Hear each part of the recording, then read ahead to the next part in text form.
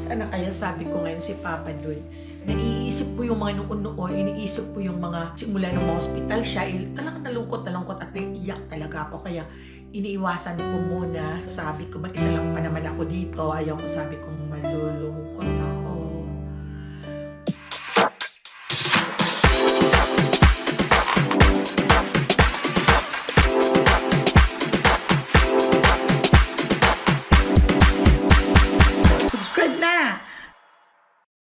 Welcome back to my channel, my friends and friendship. Yung mata ko na isa, ito ay lumuluha dahil may sipon ako. Kaya ako lang mag-isa dito, my friends and friendship. Pumasok na si Jarrell sa trabaho.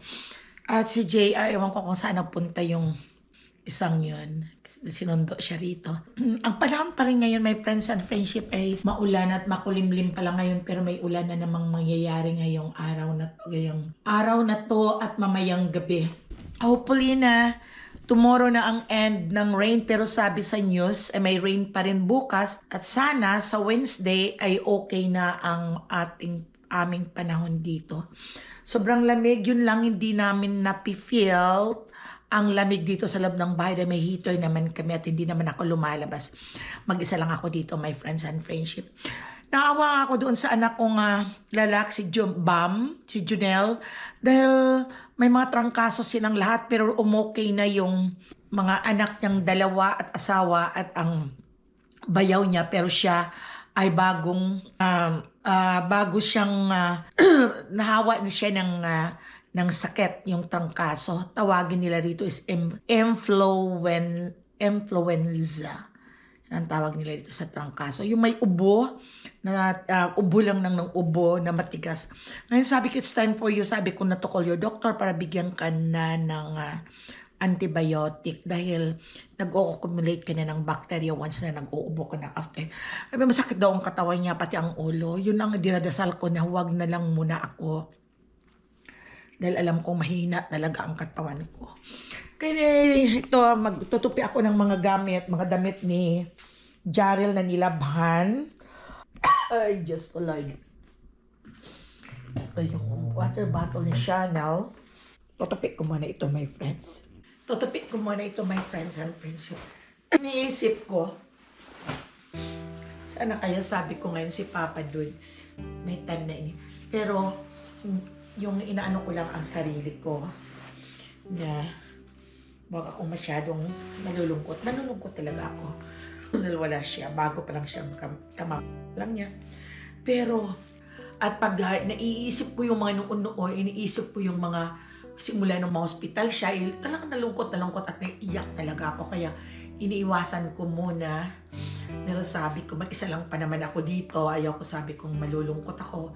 Kahit papaano ay binibisi ko rin ang sarili ko, nakikipag-chat ako sa mga friendship ko din, yung mga batchmate ko. Shout out sa mga batchmate ko sa Bata Naklan, sa Bata Academy, batch 1972. Shout out sa inyong lahat. At sana ay magkita-kita tayo. Yun, parati kaming nagpukwentuhan naman, kahit papaano ay nalalayo ko yung lungkot ko. Naalala ko pa, my friends and friendship, nung kabataan pa kami. Kasi, hindi ko pa sa inyo na kwento ang life at ang story namin ni Papa Dudes. Story namin ni Papa Dudes is, hindi masyadong mahaba ang love life naming dalawa na magsimula nung magligawa, hindi yun mahaba. Yung bang parang ang dali lang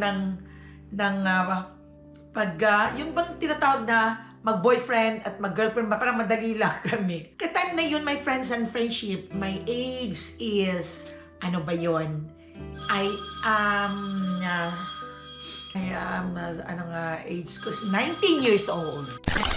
Minsan iniisip ko na lang at natatawa ko na nung time na mga bata pa tayo, di ba, my friends and friendship, ay talagang yun bang ini-enjoy mo ang life mo na wala kang problema. Iniisip mo lang yung papasok ka sa school, ihingi ng baon sa mga magulang natin. Kami noon ni Papa Dudes, graduate na siya noon ng college at nagiging, ang trabaho niya is yung draftsman kasi siya, nagagawa siya ng mga plano, yung mga bahay, yung mga building.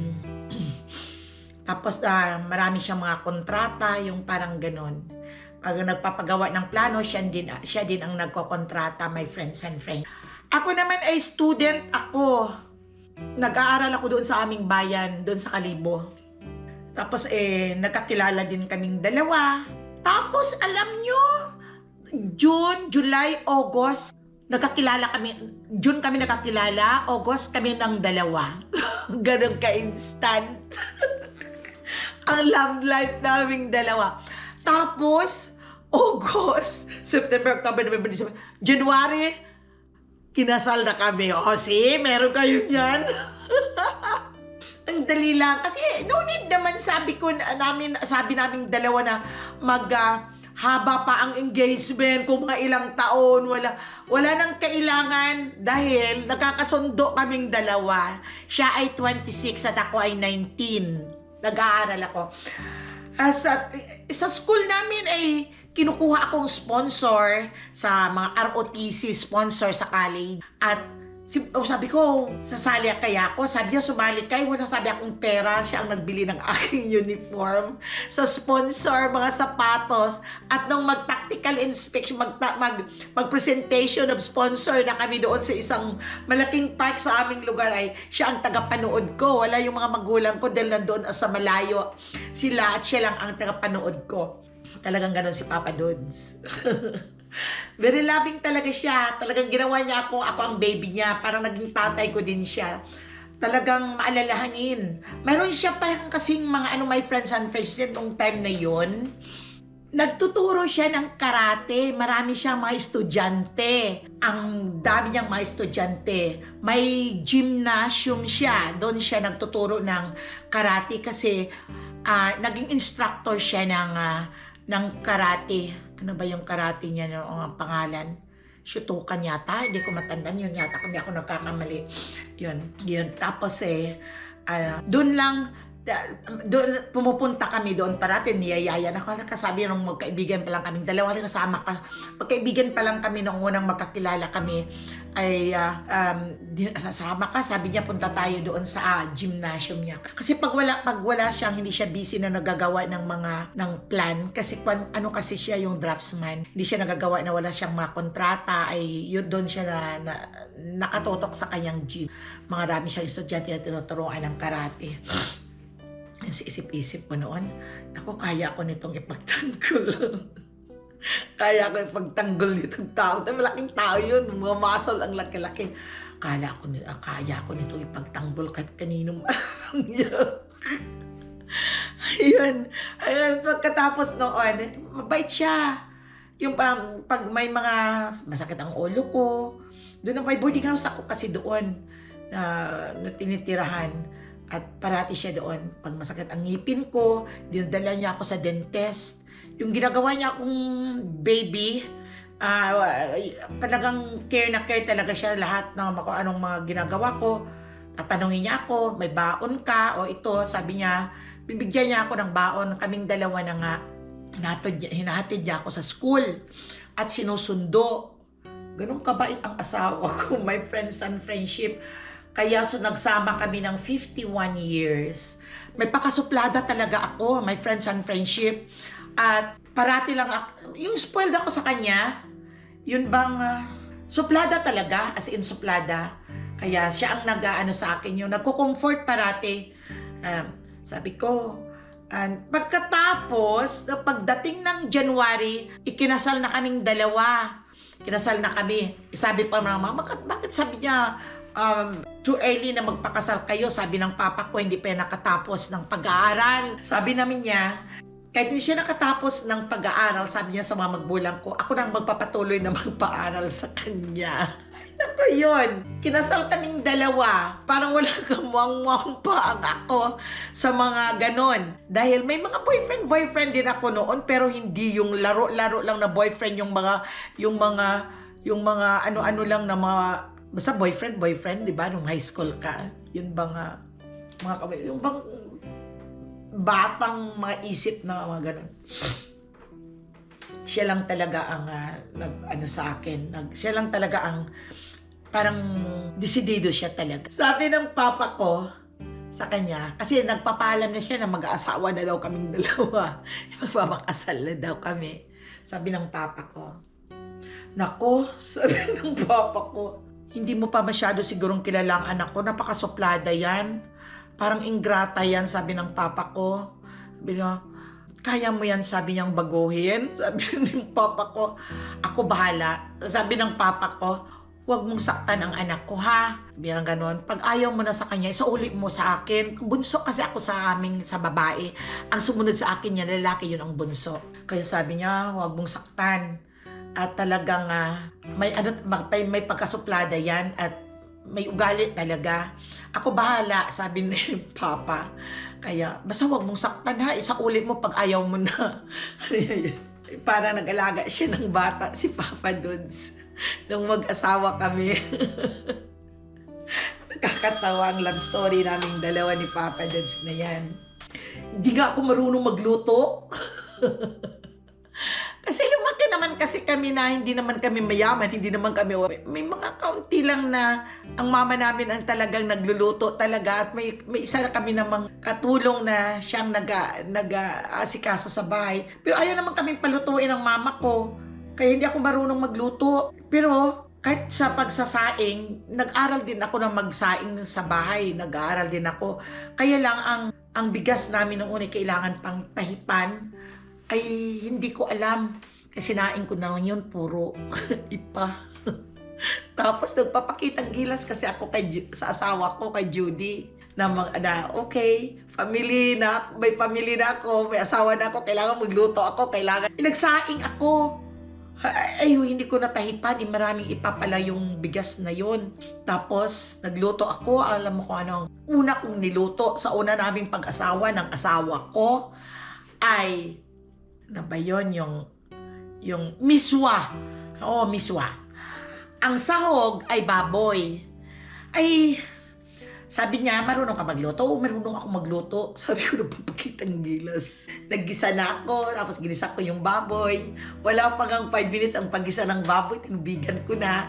Tapos, nilagay ko na yung miswa. Akala ko okay na yun. Pagkatapos, my friends and friendship, nung kumain na kaming dalawa, magkaharap, wala naman siyang sinasabi. Nguya nang nguya siya, tapos kasi may ipa, yung bigas na, yung kanin namin. At saka yung baboy, sa miswa ko, masarap sana ang sabaw. Parang bubble gum. Sabi ko kay Papa Dudes, masarap yung luto ko. Oo lang siya ng oo, pero hindi naman siguro dahil sabi niya parang bubble gum. Nung bandang huli na, nung matagal na sinabi niya sa akin, ang first luto mo sa akin, parang bubble gum ang kinakain ko. Yung baboy ay talagang makunat pa rin. Yun, hanggang sa bandang huli, tinuturuan niya ako tinuturuan niya akong magluto, ganyan. Kaya, pinaaral niya ako, sabi niya, continue ka sa pag-aaral mo, mag-enroll ka. Ang kukunin mong course ay home economics, para matuto ako ng gawaing bahay. Ang Bachelor of Science and Home Economics, nakagraduate. Pero alam niyo, my friends and friendship, nakakatawa talaga.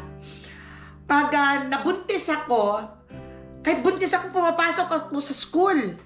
Akala mo naka-high heel pa yan, pumapasok ako ng school. Ang mga kaklase ko, yung mga dalaga pa yun. Ako lang mag-isa ang buntis doon. Pag manganak na ko, stop na naman ako ng pag-aaral. Stop na naman ako ng pag-aaral. At ayun, pero may mga nag-aalaga naman sa anak ko. May mga nandiyan naman si Papa Dudes at ako naman ay nag-aaral, siya ang nandoon sa bahay kasi hindi pa siya police that time. Naggagawa lang siya ng plano, nagko-construct lang siya sa mga ginagawa niyang plano, nagmagawa ng bahay, may mga tauhan naman siya. Ngayon tapos nag-aaral ako, yun.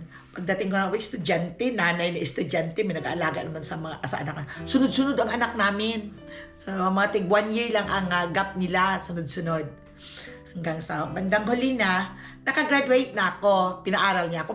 Noon, nung nag-aaral pa ako, sabi ko, penging baon. Kala mo, panganay na anak ako.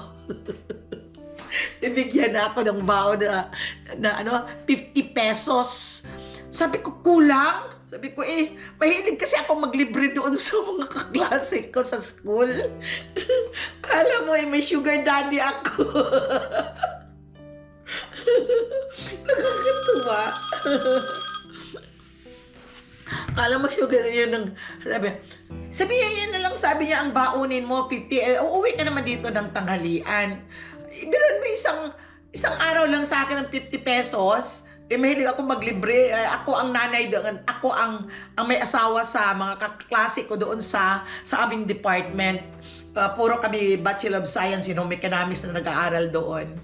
Nag-aaral ng pagtahi, nag-aaral ng pagluluto, nag-aaral ng pagbibake. Sabi niya na, di ako papasok. Sabi ko nang gano'n, kung ito lang ang bahan. Dagdagan mo naman kahit 100. Malaki ng 100 doon. Noong 1970, nag-graduate ako ng college is 1982. Dapat nag-graduate ako ng maaga. Kung hindi ako nanganganak, parata kasi ako nagkakaanak every year. Tapos, pumasok na si Papa doon sa pulis. Yon. Talagang ulirang ama talaga siya. Pulis pa yun. Oo, ulirang talaga. Talagang, ang story namin talagang dalawa na yan, nung magdi-date kami noon, sabi niya, balikan natin, doon sa hindi pa kami ikinasal. Nagdi-date kaming dalawa noon, kakatuwa. Susunduin niya ako doon sa aking boarding house, at na may na-prepare siyang birthday party ko dahil August yon, August 20.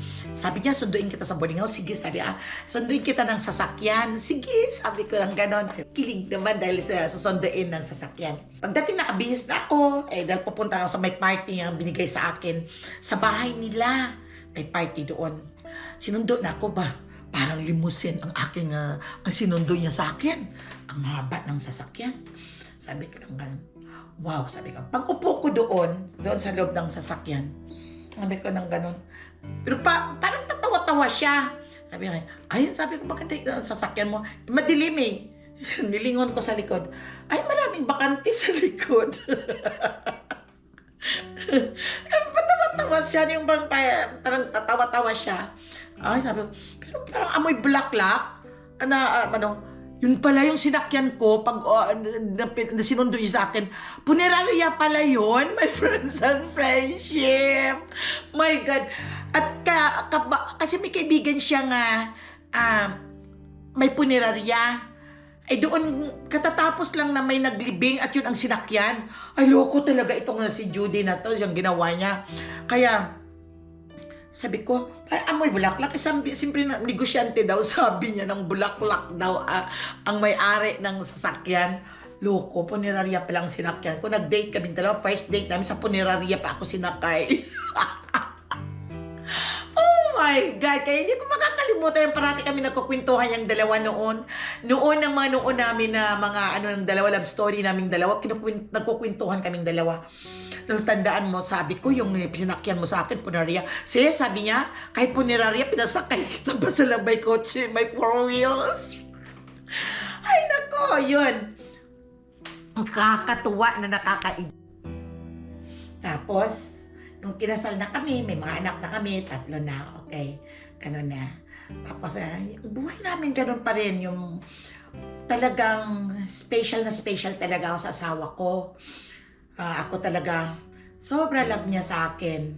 Kaya, parati lang ako ang iniintindi. Yung hindi kami nagkakahiwalay, hindi kami nagkahiwalay. Nung magkaroon ako nag-aral ako sa Philippine Normal dahil kumuha ako ng physical education na specialization. Kailangan ko dahil yun ang available na nang mag-graduate ako, yun ang available sa isang school ko na tinuturuan. Ang available nila is na magtuturo ng PE. Kaya nag-specialize muna ako para makapag-apply ako doon sa isang private school. Kaya yun. Sumasama din siya sa akin. Doon din siya sasama sa Maynila. Talaga, asawa ko na yun. Tapos, ayun, hanggang sa pulis na siya. Yan ang loyal na pulis. Ewan ko lang sa iba, basta ang asawa ko, loyal talaga na pulis. Papasok yan sa pag-duty sa gabi at uuwi naman. On time talaga ang asawa kong yun. Kaya wala naman akong masasabi. Tapos minsan, sasama ako sa kanya, nagpupunta sa sabungan. Sasakay ka. Tapos sabi niya ganon, diyan ka lang nagsasabong siya. Sabi ko, wag kang sumama. Sama ako, titingnan ko kung anong pinapanood ang sinasabong mo. Yun, dinadala din niya ako. One time, nakabihis talaga ako. Maayos talaga ang suot ko. At magandang-maganda ako doon sa suot ko. Sinakay niya ako sa kanyang tricycle na lumang-luma. Wala kami, kasi pobre kami, marami na kaming anak. Ay, kaya yun, ang tricycle namin hindi man lang napapalitan. Pupunta kami doon sa isang piyesta. Biruin mo ba naman na naubusan ng gasolina ang aming tricycle? Sabi niya, tulak mo. Tulak ko daw? Sabi ko, ayaw ko nga. Sabi ko nang gano'n, ito nakabihis ako, nakasapato, puntudo pa ako. Sabi niya, hindi ito aandar kung hindi may tutulak kasi pinataob-taob pa ng gano'n ng tricycle. Para umabot yung gas doon sa gas station, tulak mo. Oh my God, my friends and friends, nagtulak ako ng tricycle, nakabis ako, nakalipstick ako, nakahikaw pa ako. Nagtulak ako ng tricycle namin. Tawa siya ng tawa sa akin. Halitse, sabi ko, ayaw ko nang matumuloy doon. Tagatulak lang pala ako ng tricycle na yun, na walang, amin yun, pero luma na. Nag-stop, walang gas. Oh my God, ang life naming dalawa ni Papa Dodge, marami kaming mga pinagdaanan. Ang hirap ng buhay namin habang lumalaki ang mga anak namin. Tapos sabi ko, kahit mahirap ang buhay natin, pareho na kaming dalawa na nagtatrabaho, loan dito, loan doon. Sabi ko, ito lang ang gagawin natin. Igapang natin lahat ang 7 anak natin na mag-aral sila lahat. Kahit mangutang tayo dito, mangutang doon, loan siya doon sa pulis. Maraming loan ang mga pulis. May MAAPSLAI, may GSIS. Ako naman, loan ako naman dito sa yun, para utang. Pagdating na ng sweldo naming dalawa, ikakunti lang ang natitira. Yun ang ano naming dalawa. Nalala ko pa noon, my friends and friendship, pag wala kaming pera, ang ulam namin, puro karne. Oh, di ba? Ang galing. Kasi, ang kaibigan namin at kumpare at kumari ay mayroon silang negosyo na mga karne. Nagtitinda sila sa palengke. Kaya, doon kami umuutang, kaya puro karne ang aming ulam. High life talaga. Kaya, yun na lang ang tinatanong ko, yung past namin ni Papa. At tapos, kaming dalawa niyan, partner parati. Wala talagang lakad yun na hindi ako kasama. Kabarati akong kasama. Sabi na nila ng mga kasamahang pulis. Kaya hindi, sabi, walang uobrang mga babae na lumalapit kay Papa. Sabi, at natatakot sa akin kasi sabi nila ay ano daw ako, parang bugoy sa Bisaya, ewan ko kung ano sa Tagalog yun bang loko-loko daw ako kasi pag wala, hindi pa uso ngayon kasi ang cellphone noon kaya hindi ko pwede siyang ma-text. Kaya alam niyo, my friends and friendship, counting oy, sabi ko ng ganon, 2 o'clock na ng madaling araw, wala pa yung asawa ko. Alam nyo, malayo-layo din ang police station. Pupunta ako doon. Niyayaya ko yung mga kapitbahay namin na may tricycle. Ginigising ko, halika samahan ako ninyo, hanapin natin si Judy. Ba't hindi pa umuwi? Nang 12 ang off niya, bakit hindi pa siya umuwi? Punta ako sa police station yan. Tine-check ko. Baka baka mamaya may kung sino-sino ng babae ang kasama. Sabi kasi nila, ang mga pulis daw babaero. Sabi naman, kakatuwa talaga ang life. Lakala ako dyan. Punta, nagtatanong ako, saan sabi ko, si Judy, hinahanap ko yung asawa ko. Dapat mag-o-off niya. Ay, sabi, mayroon silang surveillance. Sabi niya, may surveillance ba? Sabi ko, oo. Anong oras ba sila uuwi? Sabi ko, hindi namin alam. Itong mga kasama na ibang mga pulis, nagtatawag sila may radyo sila.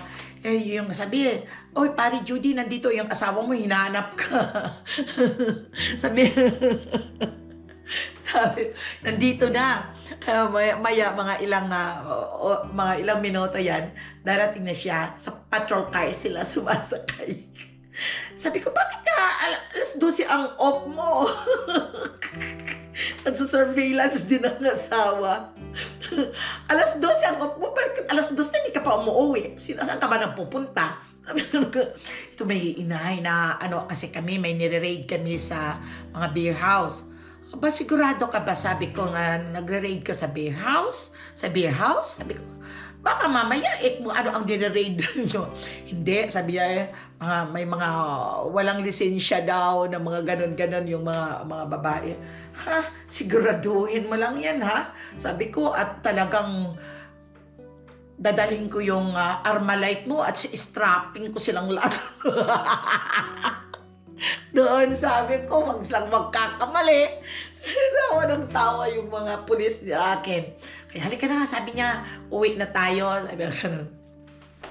Kaya sabi ko, pagdating ng alas 12, sabi ko, off mo na yon. Kaya sabi ko, pag may mga surveillance kayo or whatever, sabi ko ng ganun, uwi ka muna dito at sabihin mo na yung magsusurveillance pa kami. Hindi naman pwede yun. Sabi ko, basta hanapin kita. Basta pag oras na hindi ka nakauwi ng 12 o'clock, hanapin talaga kita sa lahat ng mga beer house dito sa Kalibo at luko ka. Pag mahuli kita, pusa ka sa akin, basag ka. Oh my God. Ang asawa ko mabait talaga, my friends and friendship. Hindi man lang yun nanluloko ng mga babae. May one time nga, my friends and friendship, ito nagtuturo mo na ako, parang nagtuturo ako doon sa karatig bayan ng Kalibo. Doon sa Pero sila naman, my friends and friendship, mabait kasi ang asawa ko. Doon ako nagtuturo. Yung tinuturuan ko ay sa karatig bayan din ng Kalibo.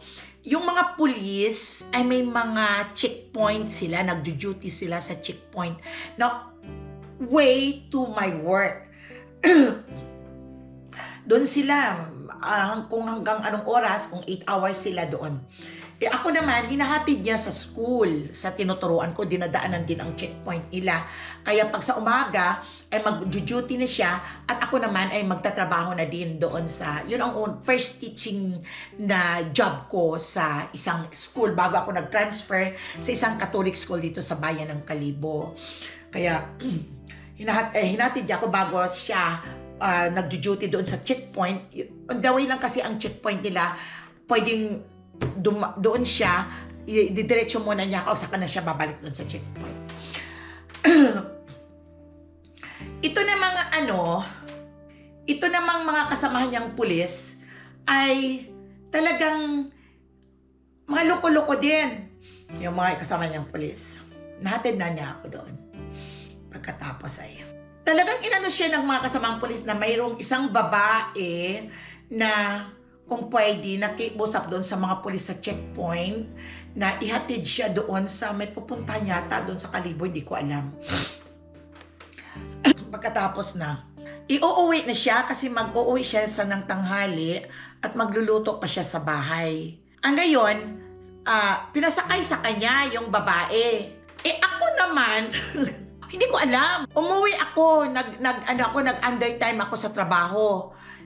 Dahil ang isip ko, mga 11:30 ay si asawa, si Judy, si Papa Dudes, ay uuwi yon. Kaya sumakay ako ng tricycle na galing sa school na pinagtuturuan ko, nag-undertime ako, umuwi ako. Iwan ko, basta yun lang. Sumakay ako, di ko naman alam ang mga kung ano. Basta sabi ko, dadaanan ko na lang si Papa Dudes doon sa checkpoint niya dahil on the way lang naman ang checkpoint niya sa school ko. Halimbawa, doon ang school na tinuturuan ko, dito lang naman siya pa sa checkpoint, sa boundary. Pagdating ko doon, saan nasabi ko, yung mga kasama niyang polis, saan nasabi ko si Papa Dudes? Sabi ko ng ganon sa mga kasama niya ng mga ka-checkpoint niya doon.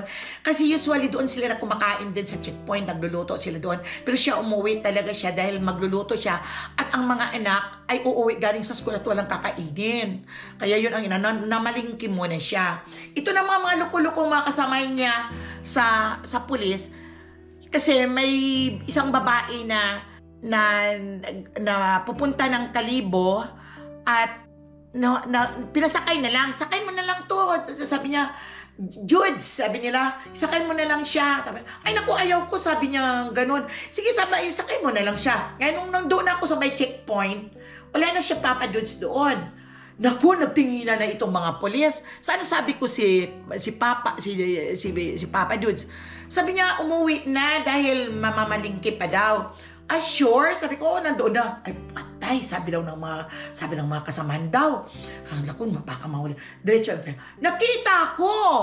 Nagda-drive siya ng motor niya, ng single motor niya, may kaangkas. Sabi ko sa physical, sandali, asawa ko yun. Sabi ko na gano'n, huminto yung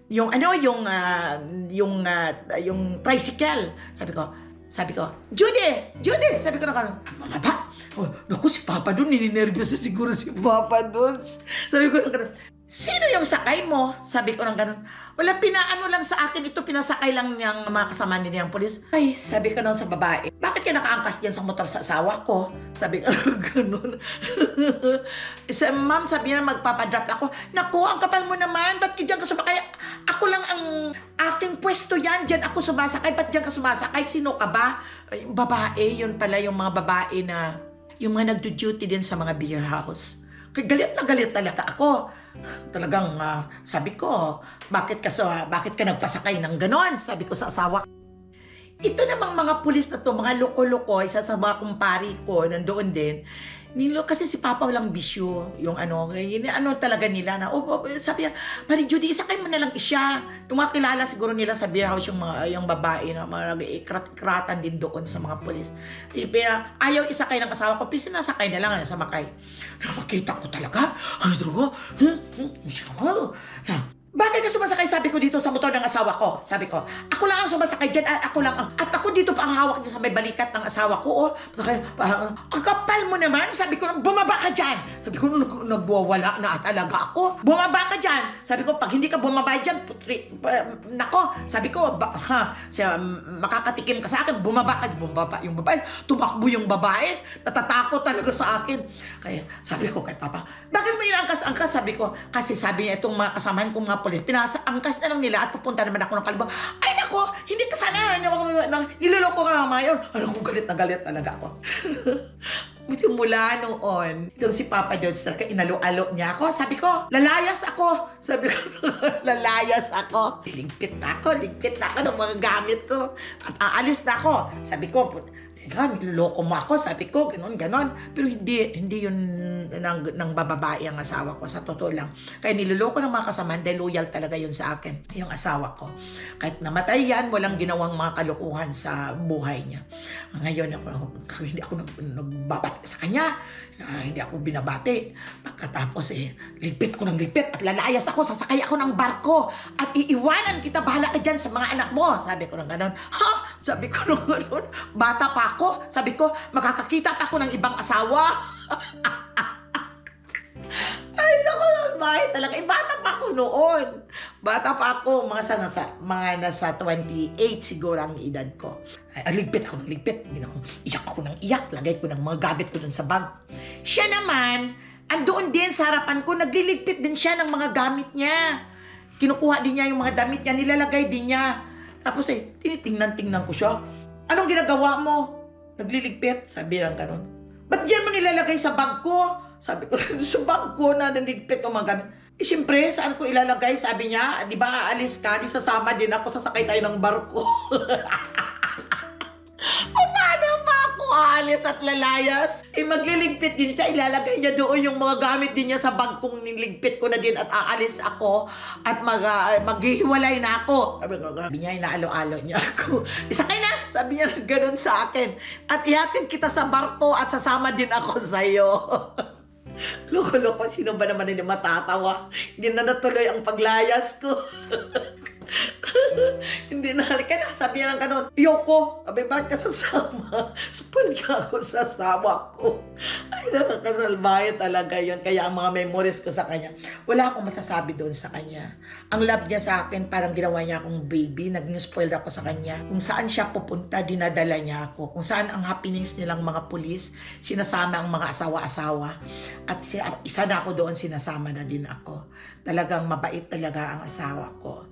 Kaya yun ang masasabi ko. Sa love life naming dalawa, maikli lang ang aming mag-boyfriend. 3 months lang. And 4 months. After that, kinasal na kagad kami. After 5 months, kinasal na kami. Nagkaroon na kami ng mga anak. At nagkakasundo naman kami. At marunong naman siya magdala sa akin na bata pa ko na parang hindi pa ako tapos na mag-enjoy sa buhay eh. Hindi ako nakadaan ng mga nagdadalaga ako kundi nag-asawa kagad ako. Yun ang ano ko. Nung makita ko kasi siya, mahal na mahal niya ako. Talaga alagang-alaga niya ako. Kaya sabi ko, ito na ang ginagawa niya akong baby. Inaasikaso niya ako all the time. Parating ako na lang parati ang iniintindi niya sa lahat ng oras. Kaya makikita mo naman, sabi ko, hindi na ako makakita ng ibang lalaki na ganito. At hanggang sa nagsama kami ng 51 years na inalagaan niya ako ng gusto. Kaya nung magkasakit na siya, my friends and friendship, sabi niya, naawa ko sa iyo dahil ikaw ang prinsesa ko. Pagkatapos ikaw naman, ang prinsesa na daw niya, ay bumaba na sa trono at nag-aalaga na sa kanya. Nag-aalaga na daw sa prinsipe. Sabi niya, gano'n yan ang aming dalawa na, kwentong dalawa na parang gano'n. Sabi ko, hayaan mo na lang. Sabi ko, na ang prinsesa ang mag-alaga na naman sa prinsipe. Dahil dati ang prinsipe nag-aalaga sa prinsesa. Yun ang sabi ko sa kanya. Pero minsan ay inis na yung prinsesa sa pag-aalaga sa iyo dahil mabigat kapag itutulak ka sa wheelchair. Masakit ang mga likod ko. Ay, sabi niya, hanggang kawawa ka naman, sabi niya sa akin. Kaya yun, pero pagtitiisan ko pa rin. Kaya yun siguro, yung ayaw pa niyang mamatay. Dahil love na love namin siya ng mga anak niya, mga apo. Ayaw niyang mamatay. Yun bang, sino ba naman ang taong gustong mamatay? Wala, di ba? Pero siya parang hindi siya handa. Dahil nung time na yun, nung maggrabe na siya, nung umalis siya, nang ipapasok pa lang siya sa hospital.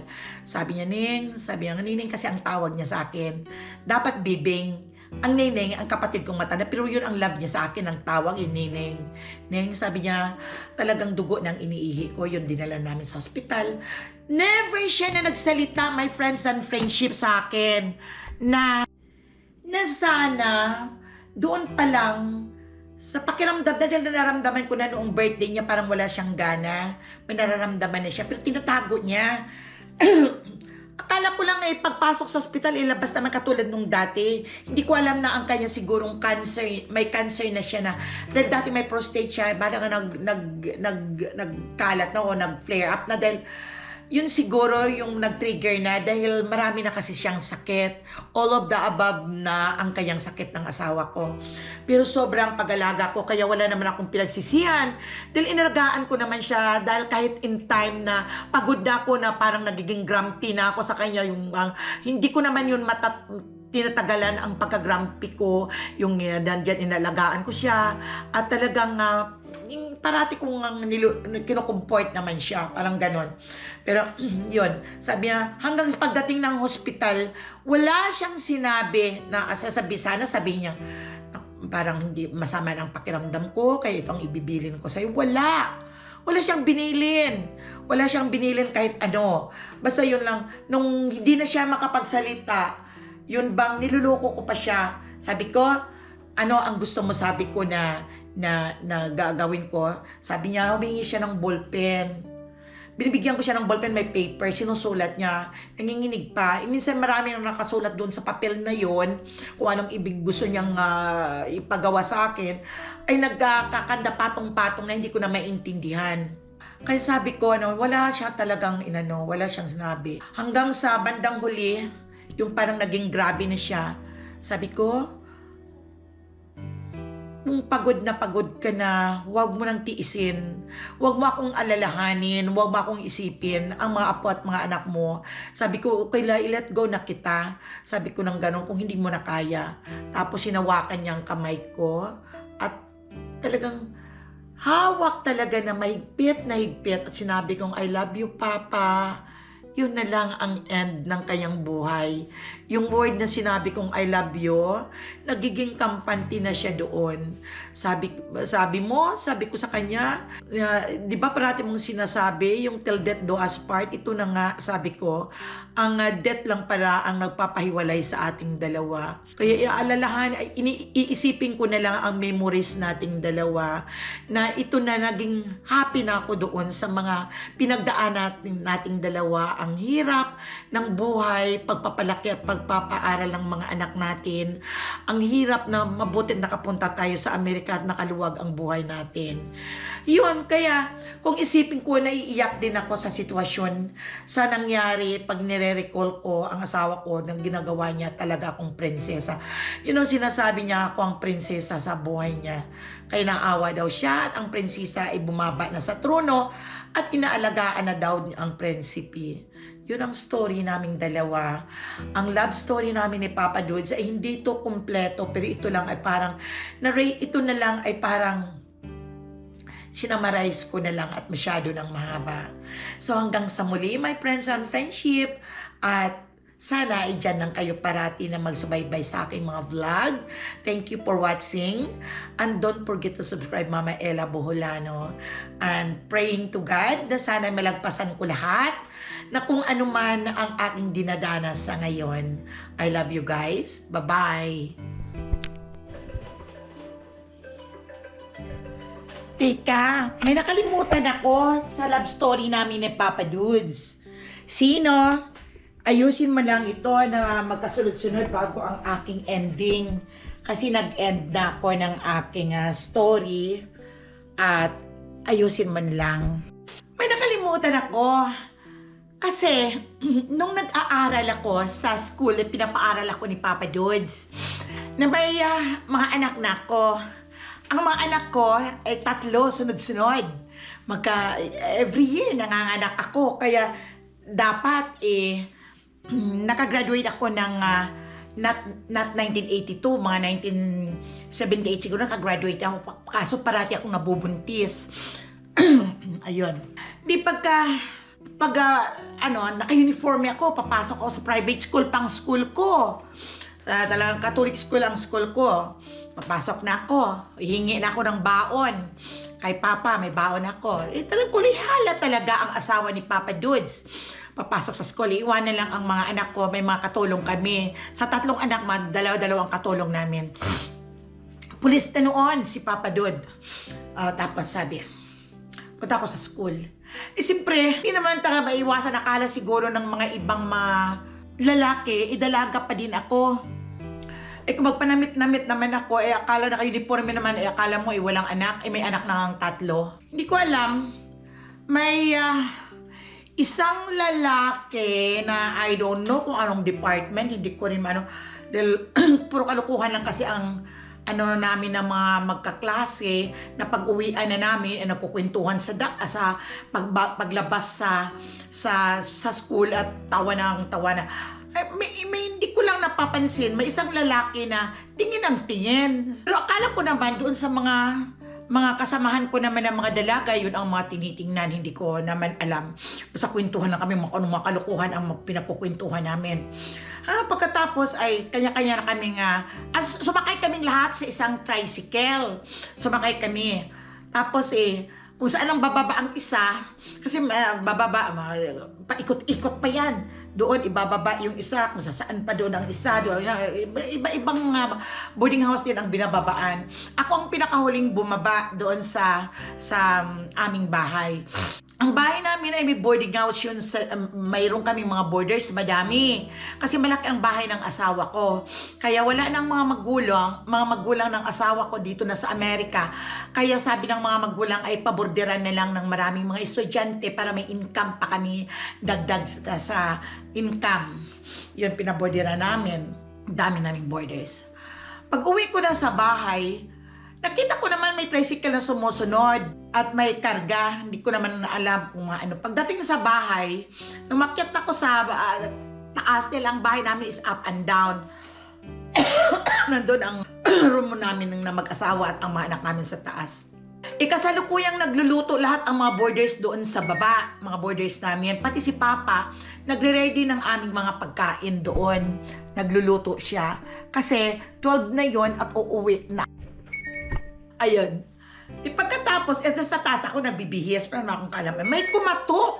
Alam mo na, tawa ko ng tawa doon pag naalala ko yon. Si Papa doon sa kusina nagluluto at ang ibang mga boarders, wala pang damit yun. May nakasokbit na baril dito sa may baywang. Walang damit. Nagluluto. Kasi babalik siya ulit sa police station. Ay, may kumatok. Tapos binuksan ng isang boarders namin. Pagbukas, sabi niya, mayroon ditong pumasok na isang babae. Sabi niya, tinawag si Papa. Sabi niya, Uncle, sabi ng mga boarders, halika kami naghahanap, may hinahanap. Lumabas si Papa doon.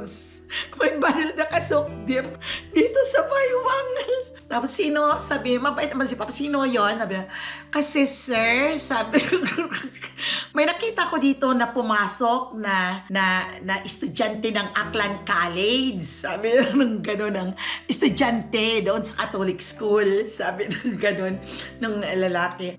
Sino? Akala naman ni Papa, isa sa mga boarders namin, maraming mga estudyante doon din nag-aaral sa pinag-aaralan ko rin na Catholic School. Tapos ay, halika nga, tinawag yung mga boarders, isa-isa. Tawa ko ng tawa doon. Ninervyos tuloy ako. At baka mamaya anong gagawin ni Papa doon? Nawag, saan ba dito?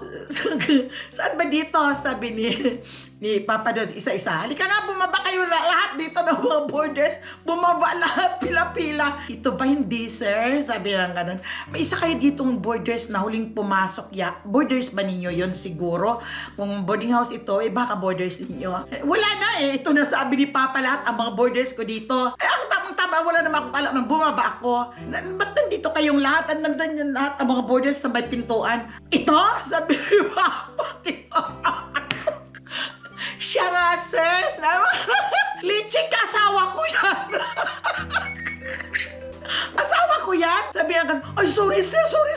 Walang paalam yung lalaki umalis. Nakita niya si Papa. Yung kinursunadahan pala niya, my friends and friendship, ay asawa ng pulis. Umalis yung lalaki. Tawa kami ng tawa. Ay, loko yun Mabuti lang si Papa doon sa my friends and friendship. Hindi yun, hindi yun siloso. Mabait siya. Hindi yun talaga, At alam naman niya kasi na ako talaga, talagang di ako mahilig magganon. Ako, Diyos ko, tawa ako ng tawa. Ako naman, nagpatanga ako. Sinong tinuro lang ako, sabi siya. Ako daw ang hinahanap niya. Ay, chika, sabi ng Papa Toots. Kinursunadahan mo, asawa ko? Ayan ang mga anak ko, yung mga anak kong tatlo tinuro. Wala na, tapos na. Yun. Ay, Diyos ko, Lord.